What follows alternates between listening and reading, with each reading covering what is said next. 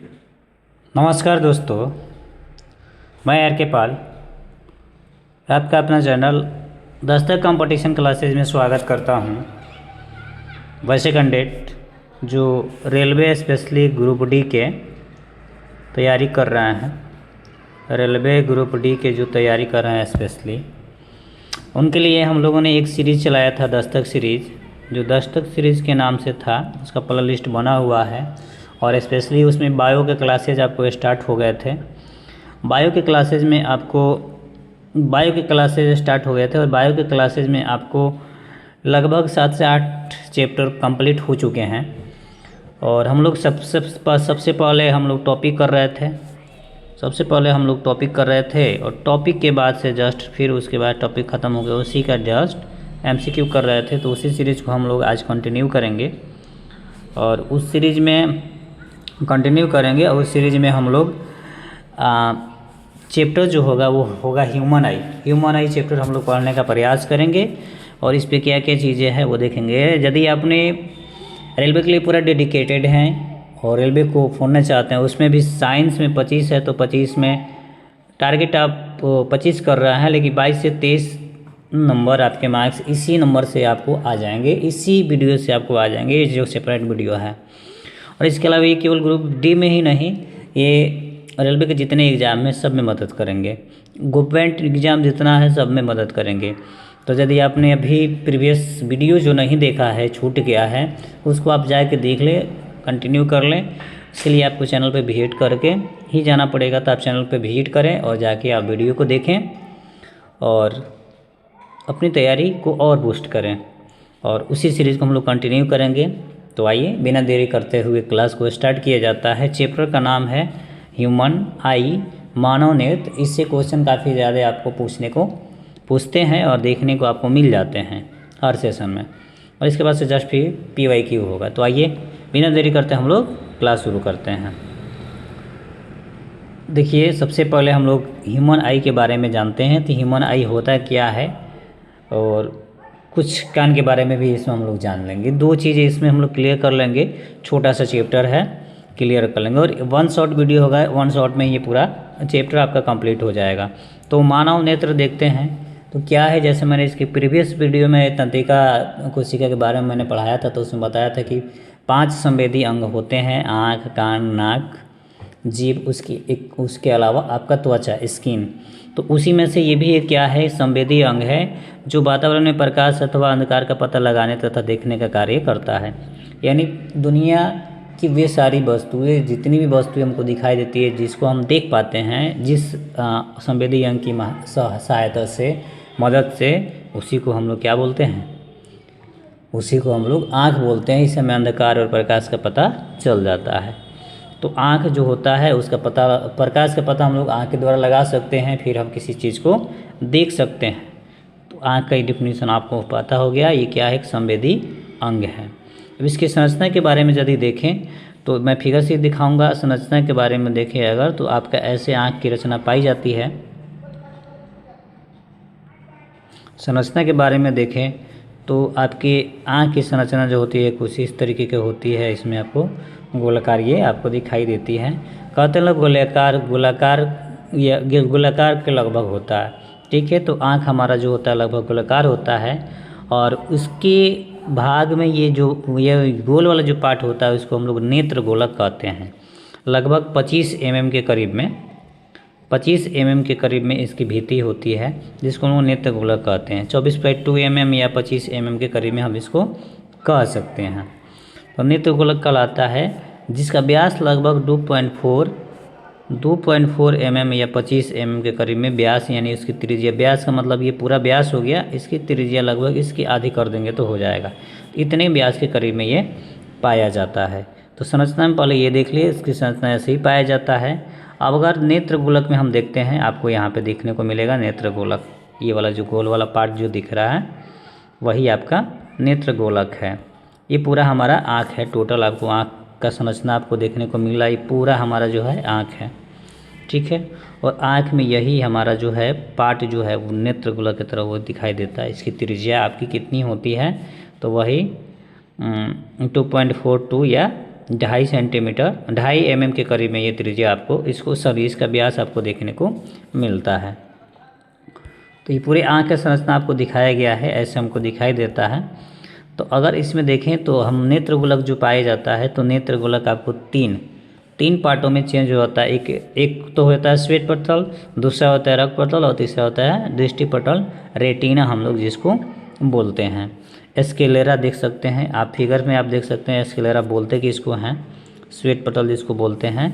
तो स्क्लेरा आप यहाँ पे देख रहे हैं, ये जो पट्टी होती है वाइट वाली, ये जो पट्टी आपको दिखाई दे रही है आँखों में, ये वाइट वाली पट्टी जो दिखाई दे रही है यही आपको स्क्लेरा है, ठीक है। इसके अलावा कुराइड आपको इसमें देखने को मिलेगा। तो कुराइड हम समझ लेते हैं कि कुराइड है कहाँ,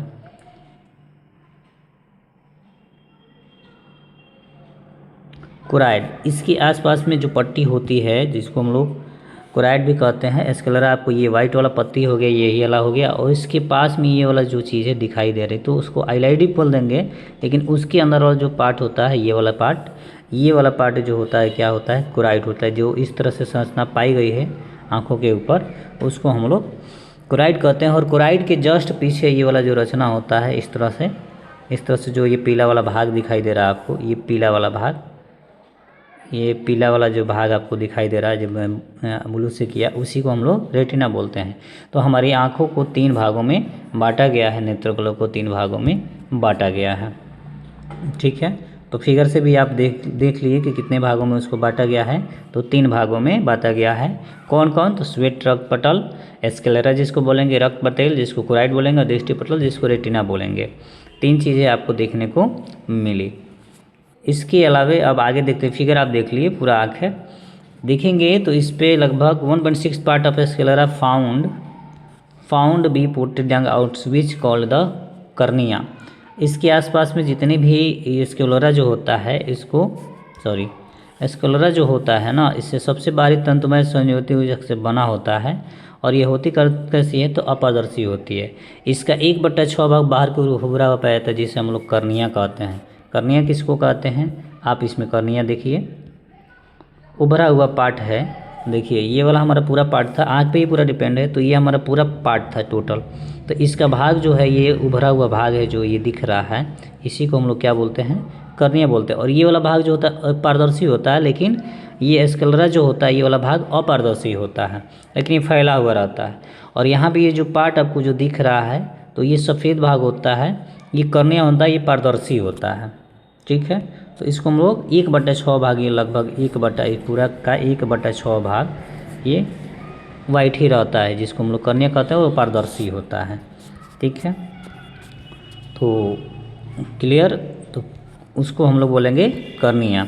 कर्निया पारदर्शी होती है, प्रकाश किरणों को नेत्र में संकेंद्रित करता है। इसका मतलब ये हुआ कि कर्निया जो होता है ना प्रदर्शित होता है, और कर्निया से ही प्रकाश जो होता है वो नेत्र में, हमारा जो आँख है इसी में जाकर वो क्या होता है, सब इस पे केंद्रित हो जाता है, और हम वस्तु को देख पाते हैं।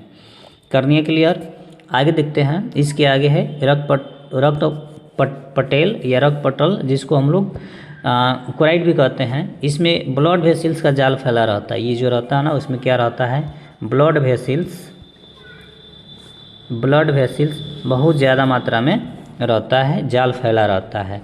और इसकी भीतरी सतह पर नीले अथवा लाल रंगीन कण पाए जाते हैं, जो प्रकाश के परिवर्तन नहीं होते उससे प्रतिबिंब स्पष्ट बनता है।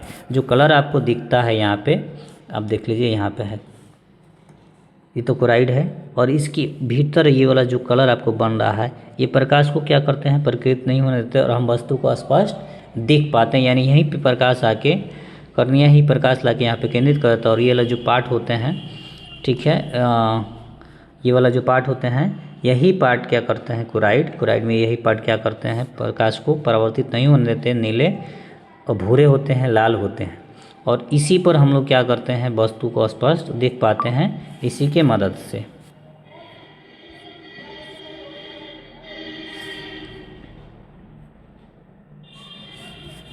इसी के मदद से हम देख पाते हैं। इसके आगे रक्त पटल और प्रतिबिंब, इसी की वजह से क्या होता है, स्पष्ट बनता है। कर्निया की आंखों के भाग में सिलियरी मसल्स और आइरिस बनी होती है।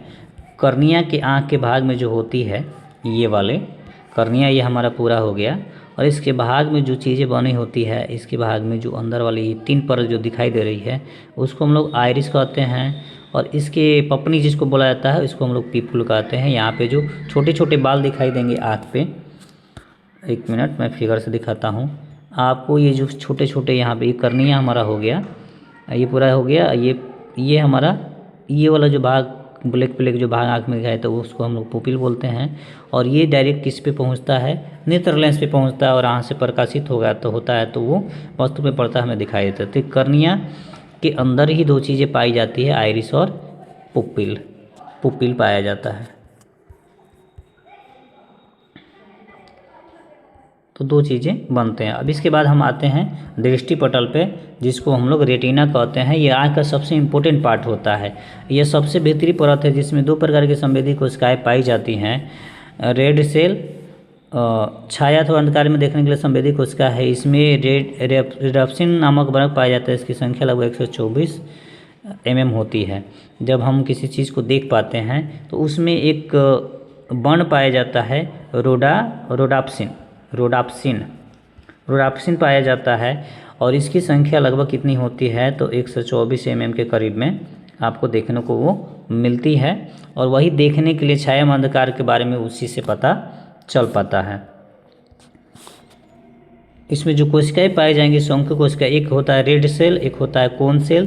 तो तेज प्रकाश में देखने तथा रंग विभेद करने के लिए संवेदी कोशिका है। इसमें आयोडाप्सिन नामक भाग पाया जाता है। संख्या लगभग 6 mm होती है, 6 mm इसकी संख्या होगी। और ये लगभग तेज प्रकाश में रंगों को विभेद कर पाएगा कि कौन सा कलर है। तो शंकु कोशिकाएं इसको बोलते हैं। और सल कोशिकाएं जो होती हैं, यानी रेटिना में जो होता है, रेटिना ये हो गया तो इसका 2 पार्ट बट गया ऐसे। तो एक जो होता है वो मंद प्रकाश के लिए काम करता है, एक जो होता है वो तीव्र प्रकाश के लिए काम करता है। तीव्र प्रकाश में जो है वो मंद वाला में क्या पाया जाता है, मंद वाला में क्या पाया जाता है, रेडॉप्सिन पाया जाता है। और तीव्र वाला में क्या पाया जाता है, तो तीव्र वाला में आयोडॉप्सिन पाया जाता है, आयोडॉप्सिन पाया जाता है। वो 124 mm के करीब में होता है और ये 6 mm के करीब में होता है। और इसकी संख्या लगभग 6 mm, उसकी संख्या लगभग 124 mm के करीब में होती है। और सबसे भीतरी परत होता है ये रेटिना का, यानी प्रकाश को, छाया तथा अंधकार को देखने के लिए रॉड सेल काम आएगा। बाकी तेज प्रकाश में रंग को विभेद करने के लिए, अलग अलग करने के लिए कोन सेल आपको देखने को मिलता है। इसमें सल्का और शंकु की संख्या पीठ बिंदु में सबसे ज़्यादा, शंकु बिंदु में बिल्कुल नहीं होती है। यानी कोन सेल जो होता है उसमें लगभग दिखने को नहीं मिलेगा, लेकिन रॉड सेल में आपको देखने को ज़्यादा वो मिलेगा। थोड़ा देखने का प्रयास करते हैं कि रेटिना इसमें है क्या। फिगर में रेटिना आपको यहाँ देखने को मिल रहा है। ये वाला भाग जो है, ये वाला भाग आपको जो है, ये वाला टोटल भाग, ये आपको रेटिना देखने को मिल रहा है। और उसी में आपको 2 पार्ट आपको देखने को वो मिल जाता था, जिसको हम लोग रॉड सेल और कोन सेल बोल रहे थे। तो वो आपको इसी में देखने को मिल जाता है, इसके अंदर वो पाया जाता है। आइए आगे देखते हैं, आगे देखने का प्रयास करते हैं। बिल्कुल नहीं होगी। अब रेटिना में भी और चीज़ें हैं कि रेटिना का वह भाग जहाँ पर शंकु और सल्का कोशिका की संख्या बहुत अधिक पाई जाती है उसे हम लोग कहते हैं पीत बिंदु। मतलब जहाँ पे रेटिना का वह भाग है जहाँ पे दोनों चीज़ मिला, मतलब रॉड सेल मिला और कोन सेल मिला, तो जहाँ पे सबसे अधिक सल्क कोशिका पाई जाएगी उसको हम लोग बोलेंगे पीत बिंदु। जिस बिंदु पर सल्क कोशिकाओं की संख्या, यानी कोन की संख्या ज़्यादा मिलेगी, कोन सेल की संख्या ज़्यादा मिलेगी, उसको हम लोग बोलेंगे पीत बिंदु। और इसको येलो स्पॉट भी कहा जाता है, येलो स्पॉट। पीत बिंदु में शंकु की कोशिकाएं अधिक, सल्काएं कोशिकाएं कम होती है। पीत बिंदु को मैक्यूला ल्यूटिया भी कहते हैं, इसको हम लोग मैक्यूला ल्यूटिया भी कहते हैं। ये क्वेश्चन कई बार आपको देखने को मिल सकता है, यहाँ से क्वेश्चन आपको आ सकते हैं और यहाँ से क्वेश्चन पूछे गए हैं बहुत ज़्यादा मात्रा में। पीत बिंदु सर्वाधिक श्रेष्ठ प्रतिबिंब बनाता है और पीत बिंदु पे ही क्या होता है, एकदम स्पष्ट प्रतिबिंब आपको देखने को मिल जाता है। मैक्यूला ल्यूटिया के बीच में गड्ढा होता है जिसमें फोबिया सेंट्रलिस, जिसे फोबिया सेंट्रलिस कहते हैं, जिसमें केवल शंकु कोशिकाएं ही पाई जाती है, जिसमें केवल क्या होगा, कोन ही पाया जाएगा। फोबिया सेंट्रलिस फिगर से देखने का प्रयास करें कहाँ पाया जाता है। देखिए यहाँ पे पाया गया आपको, यहाँ पे बहुत ज़्यादा मात्रा में सल्क पाया जाएगा, जिसको हम लोग क्या बोलते हैं, सेंट्रल डिस्पर्सन होता है। इसको फोबिया सेंट्रलिस इसको हम लोग कह देते हैं। क्लियर? आगे इसमें देखिए,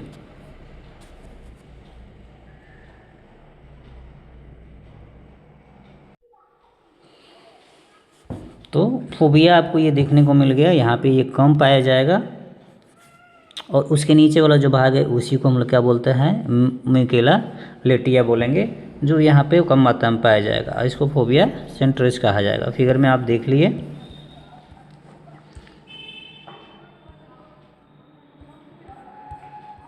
पित्त बिंदु आपको देखने को मिल गया और इसमें केवल शंकु ही पाया जाएगा। अब उसके नीचे जैसे हम जाते हैं तो अंध बिंदु मिलता है, ब्लाइंड स्पॉट मिलता है। पित्त बिंदु के ठीक नीचे जहाँ से रेटिना के समस्त संवेदी कोशिकाओं से निकलने वाले तंत्रिका तंतु एक साथ इकट्ठे होते हैं और द्वित तंत्रिका बनाते हैं, अंध बिंदु कहलाता है। क्योंकि इस स्थान पर प्रतिबिंब का निर्माण नहीं होता और शंकु और शल्काय कोशिकाएँ अनुपस्थित होती है, यानी दोनों ही काम करेगा, रॉड सेल कोन सेल ही काम करेगा आपको। तो उसके नीचे ही ब्लाइंड स्पॉट पाया जाएगा। ये देखिए, ये दोनों यहाँ पे पाया जा रहा था, ये दोनों यहाँ पे पाया जाता, लेकिन जैसे हम नीचे आएंगे तो यहाँ पे दोनों चीज़ें नहीं पाई जाएंगी आपको। दोनों चीज़ें कोन सेल और रॉड सेल पाई ही नहीं जाते यहाँ पे, और यहाँ पे प्रकाश का प्रकीर्णन भी नहीं होता है, तो इसलिए इसको हम लोग बोलते हैं ब्लाइंड स्पॉट ऑप्टिक्स। और यहाँ पे पूरा डार्क होता है, अंधेरा होता है, क्योंकि यहाँ पे सल्क पाया ही नहीं जाता है, सल्कोस्का सल्क पाया ही नहीं जाता है, रॉड सेल और कोन सेल पाया ही नहीं जाता है, तो इसको ब्लाइंड स्पॉट बोलते हैं, अंध बिंदु बोलते हैं। और यहाँ पे पाया जाता है लेकिन कम मात्रा में पाया जाता है, इसको हम लोग फोबिया बोलते हैं। जहाँ ज़्यादा पाया जाएगा उसको मैकुला लुटिया बोलेंगे, और इसको पित्त बिंदु इसी को कहा जाता है जहाँ पे दोनों मिल रहा है। ओके,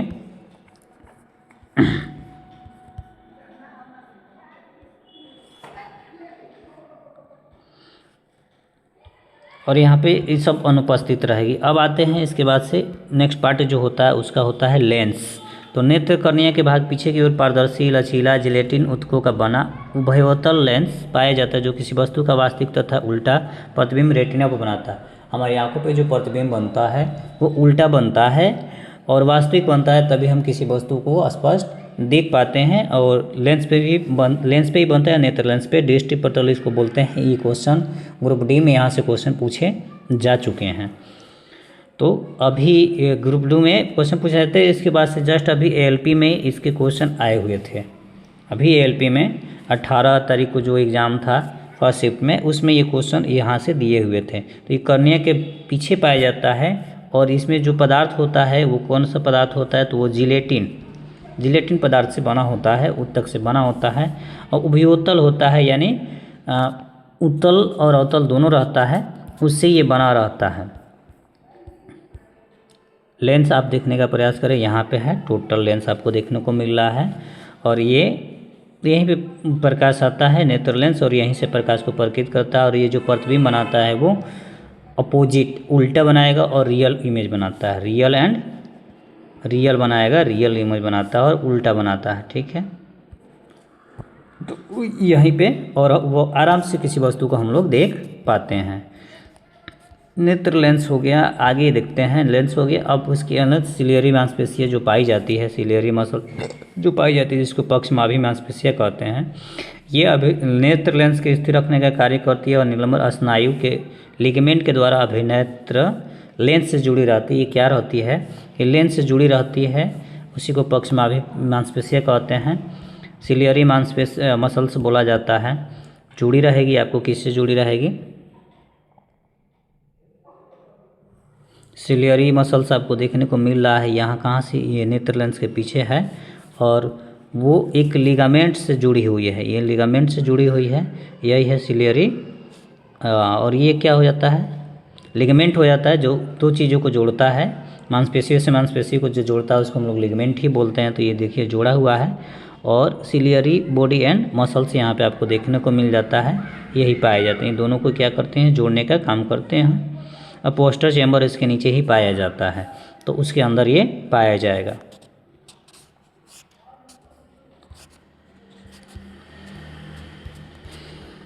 तो अभिनेत्र लेंस से ये जुड़ी रहेगी। क्लियर हो गया। अब अगला पार्ट जो होता है वो होता है आपका पुतली। पुपिल जिसको बोलते हैं। तो परितारिका के मध्य में आइरिस जो होता है उसके मध्य में एक खाली स्थान होता है जहाँ से प्रकाश किरण नेत्र में प्रवेश करती है, पुतली कहलाती है। और प्रकाश में पुतली का आकार छोटा तथा अंधकार में पुतली का आकार बड़ा हो जाता है। इसे फैलाने अथवा संक्रमण करने योग का कार्य परितारिका द्वारा किया जाता है, आइरिस के द्वारा किया जाता है। पुपिल देखने का प्रयास करेंगे। यहाँ पे है आपका पुपिल, ये देखने को मिल रहा है। आँख में ऐसे भाग होता है, फिर यहाँ पे होता है। जब फैलाया जाता है, कम किया जाता है। पुपिल का काम वही है कि जब अंधेरा रहेगा तो फैला देगा, उजाला रहेगा तो उसको सिकुड़ा, उजाला रहेगा तो फैला देगा, अंधेरा रहेगा तो उसको सिकुड़ा देगा। पुपिल का काम करता है, लेकिन किसके मदद से? तो आइरिस के मदद से, क्योंकि आइरिस के भीतर ही ये, उसके अंदर ही ये क्या होता है, पाया जाता है पुपिल। आगे देखेंगे अगला पुपिल हुआ। इसके बाद और उसका कार्य क्या है, परितारिका के द्वारा ही किया जाता है। पुतली का आकार बड़ा हो जाएगा अंधकार में, या पुतली का आकार छोटा हो जाता है प्रकाश में। प्रकाश रहेगा तो छोटा हो जाएगा, जब ये रखना है कि जब लाइट रहेगा, प्रकाश रहेगा तो उसका आकार स्मॉल हो जाएगा पुपिल का। और जब डार्क रहेगा, जब लाइट रहेगा तो स्मॉल हो जाएगा पुपिल का आकार। साइज पुपिल का जो होगा कैसा होगा, वो स्मॉल हो जाएगा। लेकिन जब डार्क रहेगा तो वो बिग हो जाएगा। इसका आकार, पुपिल का साइज बिग हो जाएगा। और ये किया काम, दोनों काम किसके द्वारा किया जाता है, तो वो आइरिस के द्वारा किया जाता है। आइरिस के पीछे ही क्या होता है, पुपिल पाया जाता है, उसके समीप में ही पुपिल पाया जाता है। उसके बीच का स्थान होता है मध्य में। ठीक है, आइए आगे देखते हैं। अब है कुछ तिरछी पेशियाँ, इसके बाद से रिजिड पेशियाँ। नेत्र गोलक को, नेत्र कटोरे को घुमाने के लिए 6 प्रकार की कंकाल पेशियाँ पाई जाती है। गोलक जो ये होता है, जो जिस आँख को हम लोग घुमाते हैं, आँख हमारा हो गया, और यही हमारा नेत्र चारों तरफ घूमता है, देखता है। तो इसमें लगभग 6 प्रकार की पेशियाँ पाई जाती है, मसल्स पाई जाती हैं, ऑब्लिक मसल्स। सबसे पहला मसल जो होता है कंजक्टिविया होता है, जिसको हम लोग श्लेष्मा भी बोलते हैं। तो यह श्लेष्मा झिल्ली नेत्र के अग्रभाग तथा पलकों के आंतरिक भाग जो नेत्र के संपर्क को ढकती है, जो नेत्र के संपर्क को ढकती है, आंतरिक भाग में ये पाई जाती है। इसी को हम लोग कंजक्टिविया बोलते हैं। और नेत्र इसमें संपर्क में रहता है, पलक को, आंतरिक पलक जो होता है वो झपकते रहता है इसी के वजह से। इसके अलावे नेत्र ग्लैंड्स भी पाई जाती हैं। नेत्र ग्लैंड्स जो पाई जाएंगी वो लगभग कितने तरह के, आई ग्लैंड्स 3 तरह की पाई जाती हैं, मेम्ब्रेन ग्लैंड्स, सिलियरी ग्लैंड्स और टीयर ग्लैंड्स। मेम्ब्रेन ग्लैंड्स में यह पलक पर पाई जाएगी जो जेली पदार्थ के शनाख्त है, जिससे कर्णीय चिकना बना रहता है, उसको हम लोग मेम्ब्रेन ग्लैंड्स कहते हैं। ग्रंथि का नाम याद रखेंगे, मेम्ब्रेन ग्लैंड। सिलियरी ग्लैंड्स क्या करता है, इसको हम लोग, इनको मोल की ग्रंथि भी कहते हैं, जो स्वेद ग्रंथि का रूपांतरण है। सिलियरी ग्लैंड से क्या करता है, वाइट वाला जितना पार्ट होता है, वाइट वाला, उसको वो बनाता है। और आंसू ग्लैंड्स कौन है, उसके नीचे जस्ट, पुतली के जस्ट नीचे पाया जाता है आंसू ग्लैंड, टीयर ग्लैंड्स। इसमें लेक्रामाइल ग्रंथि भी कहते हैं, इसके द्वारा आंसू का स्राव किया जाता है।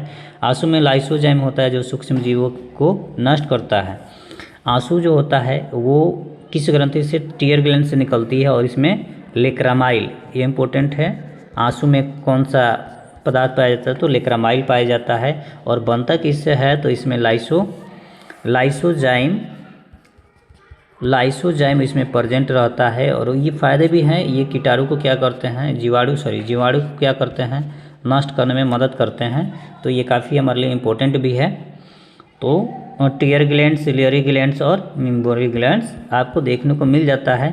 टीयर ग्लैंड से लाइकोमिलियर जो है उसके द्वारा ये स्रावित होता है, और उसको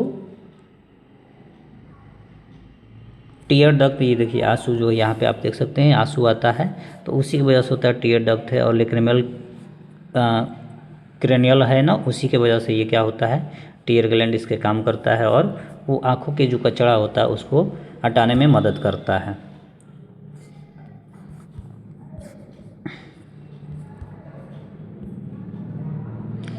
लाइसोजाइम उसमें होती है, सूक्ष्मजीव को ही नष्ट करता है। नेत्र की समंजन क्षमता आप देखेंगे, दूर अथवा पास की वस्तु को देखने के लिए नेत्र की फोकस दूरी का समायोजन करना नेत्र की समंजन क्षमता कहलाता है। मतलब कोई वस्तु कितनी दूर है, कितनी डिस्टेंस है, कितने नियर है, उसको हम लोग स्पष्ट लुक कर सकते हैं, स्पष्ट देख सकते हैं, उसी को हम लोग क्या बोलते हैं, नेत्र की समंजन क्षमता, शक्ति उसको कह सकते हैं। जब हमें दूर की वस्तु देखनी होती है तो अभिनेत्र लेंस का पतला होना तथा पास की वस्तु को देखने के लिए अभिनेत्र लेंस का मोटा होना समंजन क्षमता के अंतर्गत आता है। जब हम दूर की वस्तु को देखते हैं तो हमारा आँख का नेत्र लेंस जो है ना वो क्या हो जाता है, पतला हो जाता है, तो दूर की वस्तु को हम साफ देख पाते हैं। और जब नज़दीक की वस्तु को देखना होता है तो अभिनेत्र लेंस जो होता है वो क्या होता है, मोटा हो जाता है, क्योंकि हमारे आँख में जो लेंस पाया जाता है वो आपको अभियतर लेंस यानी उत्तल लेंस पाया जाता है। तो समंजन क्षमता उसी के अंतर्गत आता है। जब हम नज़दीक की वस्तुओं को देखना होगा तो पास की वस्तु को देखना होगा तो अभिनेत्र लेंस मोटा हो जाता है, दूर की वस्तु को देखना होता है तो अभिनेत्र लेंस पतला हो जाता है।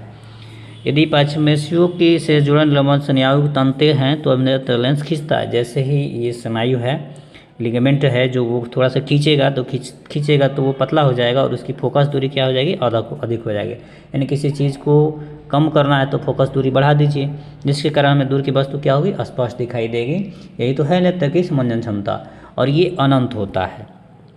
निकट दृष्टि जो होता है, निकट वाला जो बात है, जब वो शिथिल हो जाएगा, जो सस्पेंसिव लिगामेंट जो होता है वो रिलैक्स हो जाएगा, शिथिल हो जाएगा, तो इस पर कोई दबाव पड़ता है जिससे वो क्या हो जाएगा, मोटा हो जाएगा, क्योंकि वहाँ पे पूरे ऑर्गन जो है कार्य करना कर देंगे, उससे उसकी बात से फोकस दूरी इसकी कम हो जाएगी, तो हमें पास की वस्तुएं स्पष्ट दिखाई देती है। एक फिल्म की तरह है, एक लेंस की तरह ये है, तो हमें पास की वस्तुएं स्पष्ट दिखाई देती है। अब इसमें पाए जाने वाले प्रोटीन कौन कौन होते हैं ये चीज़ें देख लेंगे, और इसके बाद दोष भी इसमें पढ़ेंगे। तो नेत्र लेंस में पाए जाने वाले जो प्रोटीन होता है, एक तो रॉड सेल होता है जो मैं बताया, रोडाप्सिन पाया जाएगा उसमें, ये पाया जाता है। कोन सेल जो होता है उसमें आइडोसप्सिन पाया जाता है। और विटामिन ए की कमी से रोडोप्सिन नहीं बनता, अगर विटामिन ए की कमी हो जाए तो रोडोप्सिन नहीं बन जाएगा, जिससे हम लोग को नाइट में दिखाई नहीं देता है, जिसको हम लोग कहते हैं नाइट ब्लाइंडनेस यानी रतौंधी। यानी विटामिन ए की कमी जैसे ही होता है तो वो बनता नहीं है, रोडोप्सिन बनता नहीं है और हमें दिखाई नहीं देता है, तो उसको हम लोग बोलते हैं रतौंधी, जिसको रतौंधी नाइट ब्लाइंडनेस रोग कहा जाता है। उसी तरह से आइडोप्सिन वर्ग पाया जाता है जो रंगों को देखने का कार्य करता है। आइडोप्सिन क्या होता है, रंगों को विभेद करने में मदद करता है। तो ये 3 प्रकार का होता है। नाइट ब्लाइंडनेस किससे होता है, विटामिन ए की गोली खाना चाहिए जब रात में दिखाई नहीं दे तो। अब आइडोप्सिन जो होता है शंकु कोशिका में, जो मैंने बताया, वो लगभग आपको 3 तरह के देखने को मिलेगा, साइनोलैब, क्लोरोलैब और इरिथ्रोलैब। साइनोलैब नीले रंग को देखने का कार्य करते हैं, यानी नीला रंग अगर हमको कोई दिखने है नीला रंग तो उसमें कौन सा मदद करेगा, तो साइनोलैब मदद करेगा। क्लोरोलैब में क्या है, हरे रंग, क्लोरो से आप पहचान सकते हैं, क्लोरोफिल का वर्ण कैसा होता है, हरा होता है। तो इससे साइनो से आप समझ सकते हैं शाइनिंग चीज़ ब्लू शाइनिंग करता है। उसके बाद से है इरिथ्रो लाल के लिए यूज़ किया जाता है, इरिथ्रोसाइट। तो ये देखिए इरिथ्रोलैब लाल रंग को देखने के काम में आता है। तो 3 चीज़ें पाई जाती हैं, नीला के लिए साइनोलैब, हरा के लिए क्लोरोलैब और नीला के लिए इरिथ्रोलैब देखने को आपको मिलता है। ये प्रकाश में काम मदद करता है। तो 3 तरह के होंगे। और आप नाइट ब्लाइंडनेस हो गया, क्यों होता है, जो रेडो शाइनिंग जो होता है वो रेडोप्सिन जो होता है वो नहीं बनता है, उसी से नाइट ब्लाइंडनेस होता है, और विटामिन ए की कमी से होता है। अब देखते हैं दृष्टि इफेक्ट, थोड़ा सा नेत्र लेंस जो होता है, आई इफेक्ट जो होता है, तो उसमें एक कारण होता है जीरोप्थेल्मिया आता है। विटामिन ए की कमी से नेत्र श्लेष्मा या कर्नियापन में सूखा आ जाता है। एक और रोग होता है कंजक्टिवाइटिस, जिसको हम लोग अभी आई फ्लू के नाम से जान रहे थे, जिसमें आँख हमारा जो है पूरा क्या हो जाता था, रेड हो जाता था, इसी की वजह से हो रहा था। सूक्ष्मजीव के कारण आँख के कंजक्टिवा में सुना है, तो इस समय तो आँख आना कहते हैं, जिसको कहते हैं कि आँख आ गया, कीचड़ आपके आँख से बहुत ज़्यादा देखने को मिलता है। और इसी को हम लोग बोल रहे थे वो क्या, नाइट आई फ्लू इसको नाम दिया गया था, जो बहुत ही ज़्यादा आया था इधर। इसके अलावा है कलर ब्लाइंडनेस भी होता है। ये एक आनुवंशिक रोग होता है, जेनेटिक रोग होता है। इसमें रोगी शंकु की कोशिका में कमी हो जाती है, जिसके कारण लाल तथा हरे रंग में अंतर ही नहीं कर पाता है। ये खतरनाक रोग है, जिसको लाल और हरा यानी रेड और ग्रीन की पहचान ही वो नहीं कर पाता है, जिसको हम लोग कहते हैं कलर ब्लाइंडनेस। ये क्या होता है, इसमें कोन सेल ही नहीं बन पाता है, कोन सेल की अनुपस्थिति पाई जाने होती, कमी हो जाती है इसके वजह से। तो इसको हम लोग कहते हैं वर्णरता कलर ब्लाइंडनेस, और ये जेनेटिक होता है। ये क्या होता है? जेनेटिक होता है। तो क्वेश्चन आ सकता है कि आँख में कौन सा जेनेटिक रोग होता है, तो उसको हम लोग बोलेंगे कलर ब्लाइंडनेस। इसके अलावा बढ़ती उम्र, जैसे जैसे उम्र बढ़ता है तो बढ़ती उम्र के साथ सामान्यतः अभिनेत्र लेंस दुधिया तथा पारदर्शी हो जाता है। वो लेंस जो होता है नेत्र लेंस, वो क्या होता है? दुधिया हो जाएगा, पारदर्शी दिखाई नहीं देगा, प्रकाश का परावर्तन उसमें होने लगा और व्यक्ति को दिखाई नहीं देता है।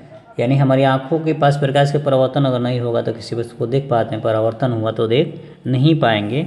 इसके उपचार के लिए अब लेंस को उसकी जगह पर इंट्राकुलर लेंस यानी बेलनाकार लेंस लगाया जाता है। ठीक है, तो ये मोतियाबिंद इसमें हो जाता है बढ़ते उम्र में, और इसमें अनियमित हो जाती है, जिसके कारण व्यक्ति स्पष्ट नहीं, व्यक्ति को समान दूरी पर रखी कोई चीज़ें वस्तु स्पष्ट नहीं है। इसके उपचार के लिए बेलनाकार लेंस का उपयोग किया जाता है। दूरदृष्टि दोष होगा इसमें। ये नेत्र लेंस आपको दिखाया गया है सारा चीज़ फिगर से। और अभी रिवीजन थोड़ा सा कर लेते हैं। टोटल दोष लगभग खत्म हो गया। मानव आँख रूप से उत्तल लेंस से बनी होती है। लेंस रेटिना पर किसी वस्तु की वास्तविक और उल्टी छवि बनाते हैं। याद रखेंगे, क्वेश्चन आता है उत्तल लेंस की बनी होती है। इसमें अब दोष जो आपको देखने को मिल रहा था, दोष जो पाया जा रहा था, दोष आपको जो पाया जा रहा था उसमें एक सबसे पहले निकट दृष्टि दोष होता है। निकट दृष्टि दोष होता है। इस स्थिति में व्यक्ति को पास की वस्तु तो स्पष्ट दिखाई देती है, लेकिन दूर की वस्तु स्पष्ट नहीं दिखाई देती है। यानी ये वैसा दोष है जिसमें नज़दीक की वस्तु को हम देखेंगे लेकिन दूर की वस्तु को नहीं देख पाते हैं, और इस स्थिति में छवि रेटिना के सामने ही बनती है, इसलिए इसे निकट दृष्टि दोष हम लोग कहते हैं। रेटिना जहाँ है उसके सामने जस्ट बनेगा। इसको दूर करने के लिए हम लोग अवतल लेंस का उपयोग करते हैं। दूर तो अवतल, ठीक है, निकट अवतल लेंस का उपयोग करते हैं। और इसको हम लोग मायोपिया भी कहते हैं अंग्रेजी में। इसके कारण क्या है? तो नेत्र गोलक का जो आकार है, नेत्र गोलक का तो इसका आकार में ऐसे वृद्धि हो जाएगा। कर्निया जो है, इसके आसपास में कर्निया जो था वो उभर जाएगा, और लेंस का जो होगा वो विस्थापन डिस्प्लेसमेंट होने लगता है। निकट दृष्टि दोष में लेंस अवतल लेंस का उपयोग किया जाएगा। इसमें होता क्या है? तो इसमें नज़दीक की वस्तु दिखाई देगी लेकिन दूर की वस्तु दिखाई नहीं देती है, और इसमें प्रतिबिंब जो होगा रेटिना के सामने ही बनती है। अवतल लेंस का उपयोग इसको सुधार के लिए किया जाता है। नेत्र गोलक के आकार में वृद्धि हो जाएगा, कर्निया उभरा हुआ रहेगा, लेंस विस्थापन होगा। इसके अलावा अब अगला दोष जो आता है वो आता है दूरदृष्टि दोष। उसके अपोजिट आप कर दीजिए। दूरदृष्टि दोष में दूर की वस्तु तो स्पष्ट दिखाई देगी लेकिन पास की वस्तु स्पष्ट नहीं दिखाई देगी, और इसमें रेटिना के पीछे छवि बनेगा। इसलिए इसको दूर करने के लिए हम लोग उत्तल लेंस का उपयोग करके सुधार कर सकते हैं। इसका कारण क्या है? इसके मायोपिया का हाइपरमेट्रिया कहा जाता है। इसका कारण क्या है?